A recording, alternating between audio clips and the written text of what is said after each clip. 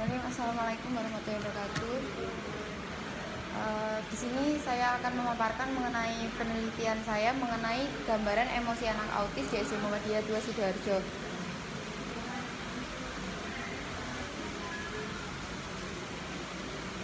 Adanya pendahuluan di awal bahwasanya pendidikan ini merupakan salah satu faktor penting dalam proses perkembangan bangsa, apalagi dengan adanya guru dan murid yang berkualitas. Pada pasal 1 ayat 4 menjelaskan bahwasanya murid adalah anggota masyarakat yang berusaha untuk mengembangkan dirinya melalui proses pendidikan pada jalur jenjang dan jenis pendidikan lainnya. Sedangkan menurut pada peraturan Menteri Pendidikan adanya SPN, yakni Sistem Pendidikan Nasional, bahwasannya peserta didik ini dimulai dari usia 6 atau 7 tahun dan ada jenjang usia. Ada peserta didik di sekolah dasar ialah usia 6 sampai 11 tahun.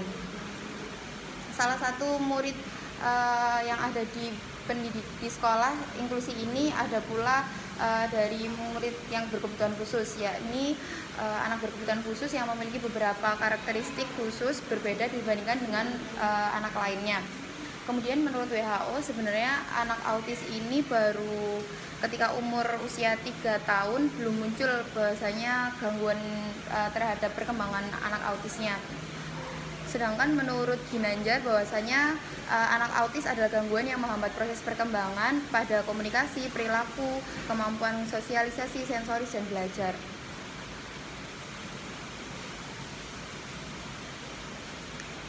Selanjutnya mengenai emosi sendiri, kalau menurut Goleman adalah yaitu berasal dari bahasa Latin yang yakni move, yang berarti bergerak atau sebuah dorongan untuk melakukan suatu tindakan.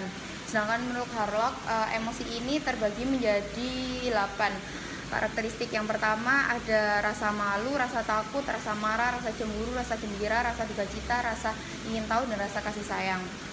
Di awal sebelum penelitian ini saya melakukan wawancara awal kepada guru shadow dengan hasilnya bahwasanya selama ini anak autis ini sebelum memulai jam pelajaran emosinya gampang untuk berubah dan cenderung tidak stabil, sehingga pada akhirnya guru shadow ini harus mengikuti emosi anaknya terlebih dahulu, dan tidak jarang jam pelajaran yang seharusnya dapat disampaikan beberapa mata pelajaran menjadi berkurang dari biasanya.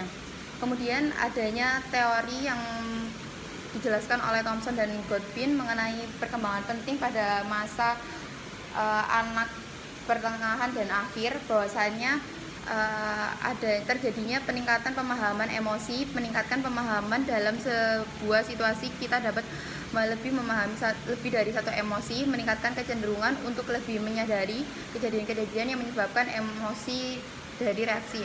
Kemudian meningkatkan kemampuan untuk menekankan atau mengungkapkan reaksi-reaksi yang negatif, menggunakan strategi inisiatif untuk mengarahkan kembali perasaan-perasaan, dan adanya kapasitas untuk berempati secara tulus. Namun pada anak ABK beberapa tahapan ini tidak muncul,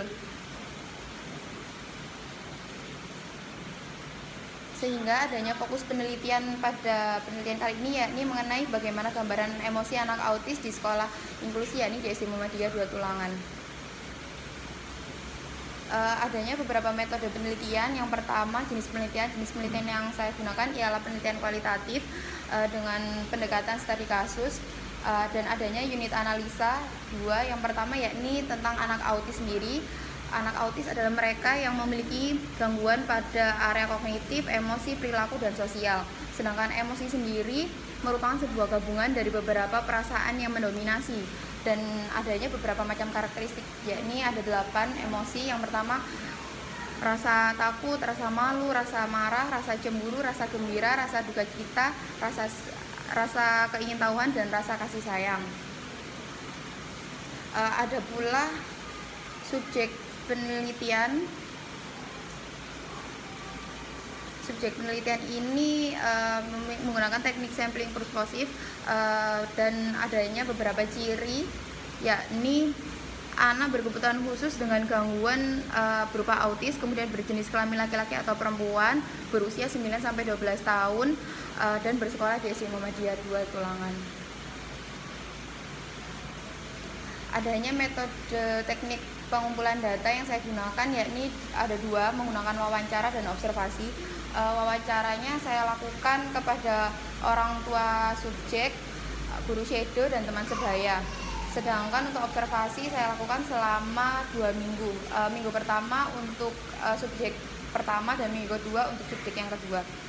Kemudian mengenai pengecekan keabsahan data, saya menggunakan triangulasi data dan triangulasi teori. Triangulasi data berupa adanya sumber data seperti dokumen dari hasil wawancara dan hasil observasi. Sedangkan untuk triangulasi teori, adanya berbagai macam teori yang berkaitan untuk memastikan bahwa data yang dikumpulkan dapat untuk memenuhi syarat. Mengenai teknik analisa datanya, ada pengumpulan data, yakni tadi menggunakan wawancara dan observasi, kemudian ada reduksi data, penyatatan data ketika di lapangan, ketika observasi, kemudian adanya penyajian data, saya sajikan berupa teks dan tabel, serta adanya kesimpulan.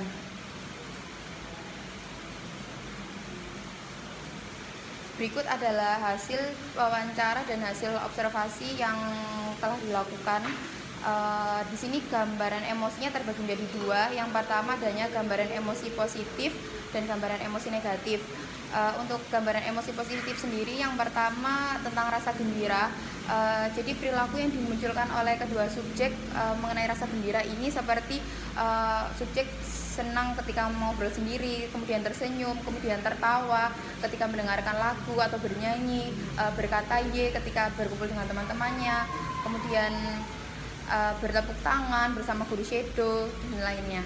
Sedangkan untuk rasa kasih sayang, subjek memunculkan perasaan kasih sayangnya ini hanya kepada orang-orang terdekatnya, yakni kepada orang tua, guru shadow, keluarga, dan teman ABK-nya yang sama-sama ABK.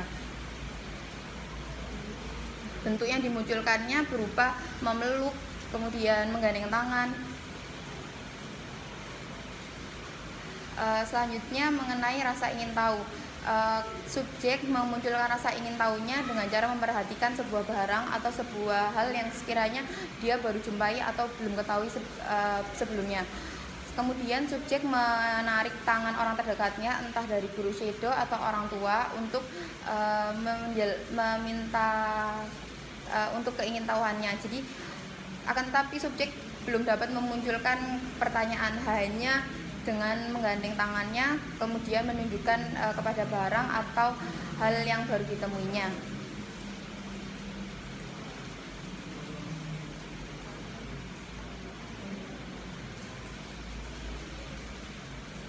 Sedangkan untuk gambaran emosi negatif, adanya rasa malu. Bentuk perilaku yang dimunculkan oleh subjek ialah memalingkan wajah dan berpindah tempat ketika bertemu dengan orang lain atau orang yang baru dikenalinya. Kemudian rasa takut subjek menggambarkan dengan menutup kedua telinganya ketika mendengarkan suara yang berisik dan berpindah tempat ketika kelasnya sedang ramai.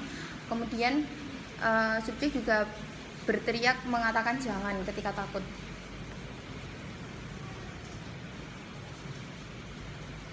Untuk emosi rasa marah, subjek memunculkan perilakunya dengan bentuk memukul dirinya sendiri atau memukul guru shadow, kemudian memukul meja, mengambil barang yang ada di terdekatnya kemudian dilempar. Ada pula juga dengan mencakar tangan guru shadow dan memukul teman yang mengganggunya. Kemudian untuk rasa cemburu, kedua subjek ini belum dapat memunculkan emosi tersebut. Sedangkan untuk rasa duka cita, kedua subjek ini telah mampu dalam mengungkapkan perasaannya dengan cara memukul dirinya sendiri ketika menangis, kemudian matanya berkaca dan memalingkan wajahnya dan berpindah tempat.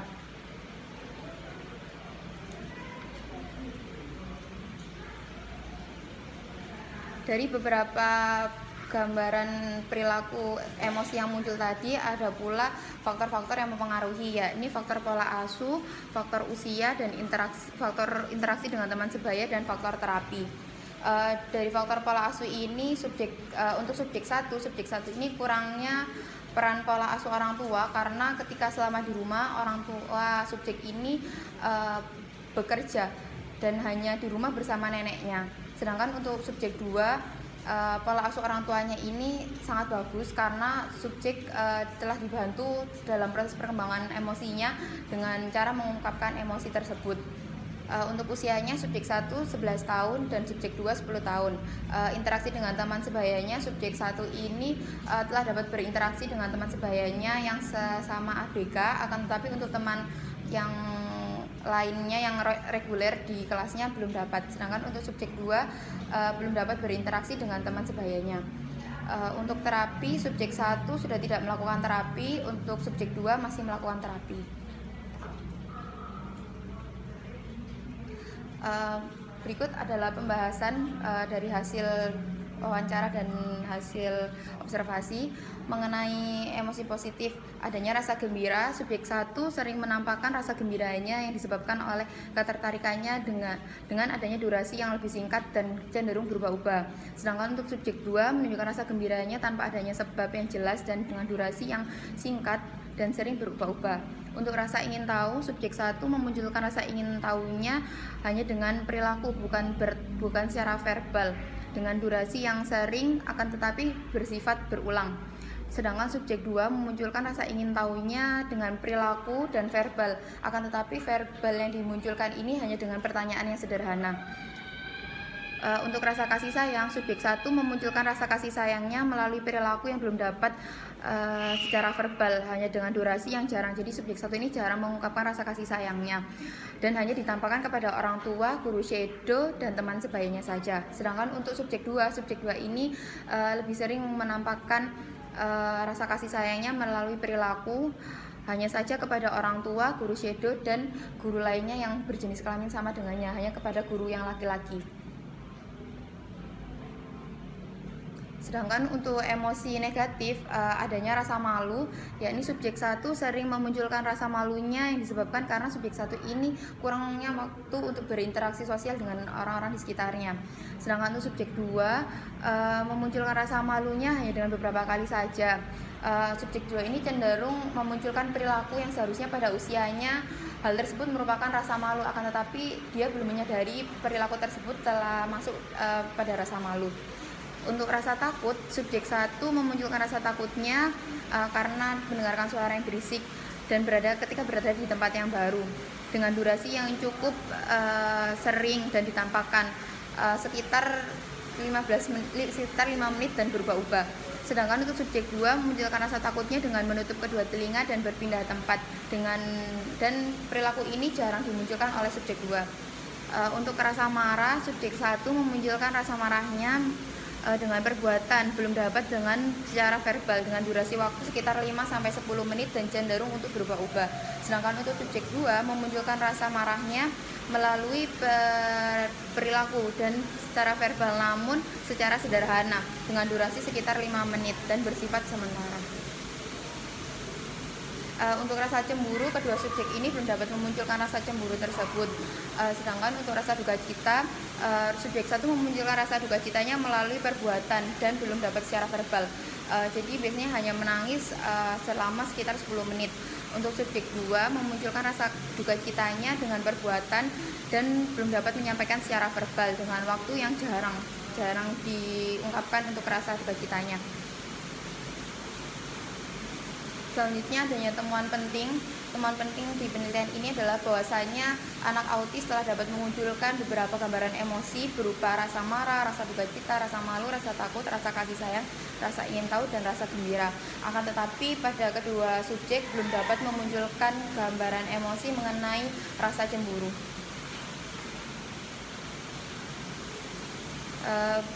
Berikut adalah kesimpulan dari penelitian ini, bahwasanya gambaran emosi pada anak autis ini telah dapat dimunculkan, akan tetapi belum sesuai dengan tahapan perkembangan yang seusianya.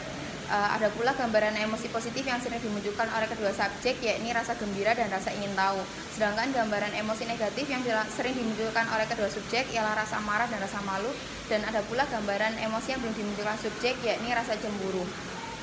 Kemudian dari beberapa gambaran emosi yang dapat dimunculkan subjek tadi, adanya faktor yang mempengaruhi, yakni faktor usia, faktor pola asuh, dan faktor terapi.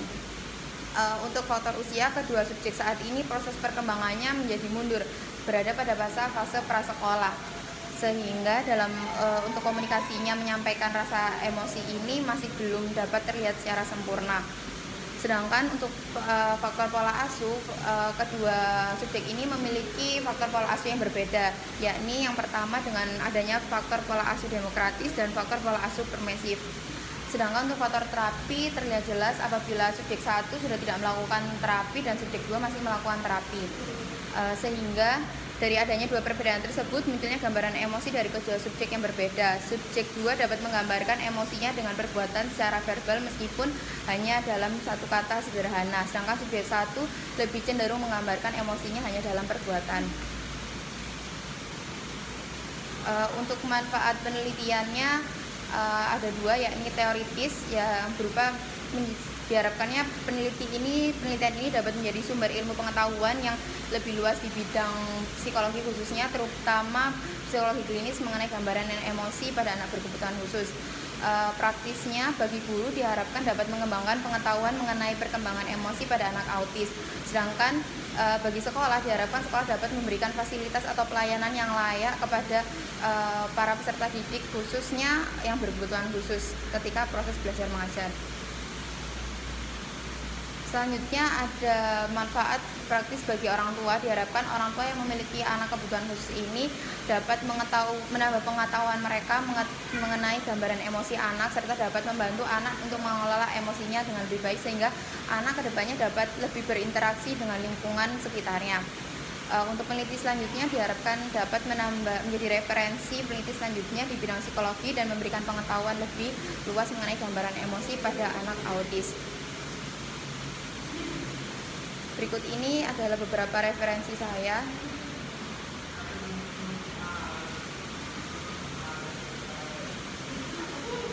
Sekian, terima kasih presentasi yang dapat saya sampaikan.